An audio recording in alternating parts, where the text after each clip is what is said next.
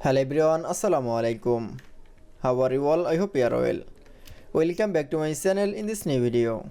Today's video, how to rotate picture in Microsoft Publisher document. So get ready started. At first open your Publisher document. In this video, I will show rotate picture.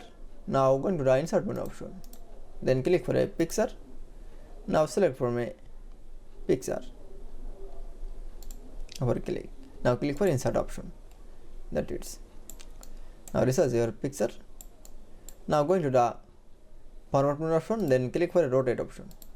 Now click for a free rotate. Then we choose array apply from rotate. That it's. Then we show rotate picture in publisher document is very easily. I hope to enjoy the video. Please like, comment, share and subscribe my channel. Thanks for watching.